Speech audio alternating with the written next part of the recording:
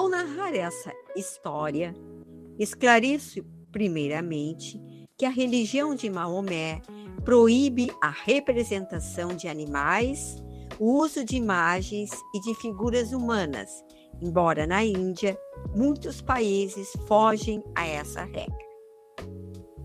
Outrora, em um reino da Índia, existia um rei de nome Malabã, um soberano orgulhoso e bastante desconfiado. Tinha esse soberano 3 ministros que o aconselhavam e por quem ele tinha confiança e afeição. Porém, quis o rei testar o grau de estima de seus 3 ministros, já que ele confiava desconfiando. Ordenou o monarca que colocassem no parque do Palácio Real uma estátua dele próprio e ficou escondido para observar a reação de cada um de seus 3 ministros, que por ali seguramente passariam. O primeiro a chegar foi o ministro da Justiça, que, ao se deparar com a estátua, a examinou minuciosamente, em atitude quieta e respeitosa, não deixando transparecer na face qualquer emoção frente àquele encontro inesperado. O segundo a passar foi o ministro das Finanças e do Tesouro. Olhou a estátua e em minutos estava a chorar copiosamente, como se grande pesar o oprimisse. E o soberano a tudo assistia, do seu ponto de observação. O terceiro ministro era o encarregado das Forças Armadas. Ao olhar a estátua, em segundos se pôs a rir. Riu, gargalhou tanto a ponto de perder o equilíbrio e cair. O rei Malabã, cismado consigo mesmo sobre as atitudes tão diversas dos ministros, quis saber o porquê pela boca de cada um deles. Mandou chamar os ministros em sua presença para que explicassem suas atitudes. Ao chegarem, o rei disse que os havia observado e queria saber o porquê de suas reações tão diversas. O ministro da Justiça fez sua saudação ao rei com magnânima curvatura e esclareceu que sua atitude contrita era porque orava pelo muito que o rei havia feito por ele, seus familiares e pelo povo.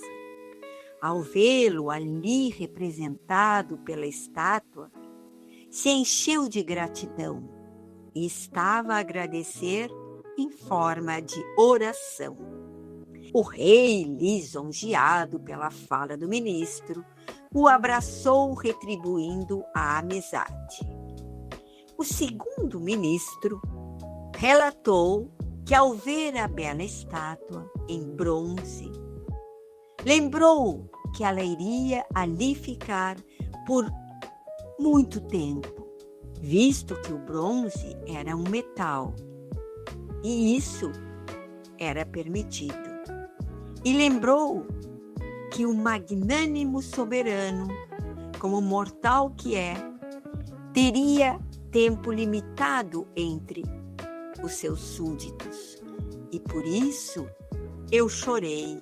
Chorei por vós, chorei por nós, chorei pelo reino sem o seu rei. Malabã também o abraçou pela lealdade como ministro e súdito.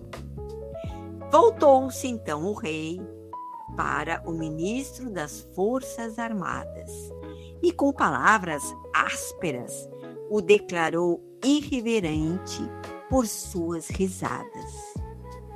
O ministro empalideceu frente à postura rude do soberano e viu-se compelido a desmanchar a má interpretação que ele havia dado à sua reação. Respeitosamente, se postou ante o rei e falou: Rei generoso, não sei mentir, e por isso vou contar a verdade, mesmo com o sacrifício de minha vida. Se fez um silêncio no salão.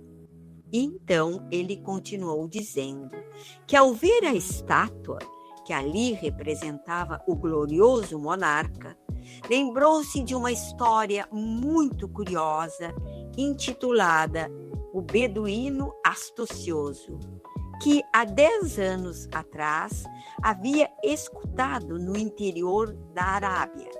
E foi a lembrança dessa história que o fez rir e gargalhar. O rei logo perguntou que história era aquela e que ele a narrasse sem delongas. O ministro disse ser uma das lendas mais engraçadas que já tinha ouvido e continuou falando.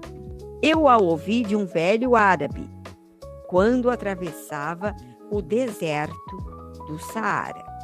Há nesse deserto uma gigantesca montanha de pedra lisa e acinzentada, que os árabes denominaram a Sofredora, já que muitas vezes contornada pelas caravanas e varrida pelo Simum, vento do deserto. Ao norte dessa montanha, agreste, encontra-se pequeno e acolhedor oásis, com muita sombra e água fresca, onde florescem precisamente 333 tamareiras. Dizem os caravaneiros que cada uma dessas 333 tamareiras, com exceção de uma só, tem a existência ligada a uma lenda. Não há erro, pois, em afirmar que o número de lendas nesse oásis é igual ao número de tamareira menos 1. A lenda da 13ª tamareira é aquela que tem por título O Beduíno Astucioso. O rei o interrompeu impaciente e ordenou que ele contasse todos os episódios a que ela estivesse relacionada.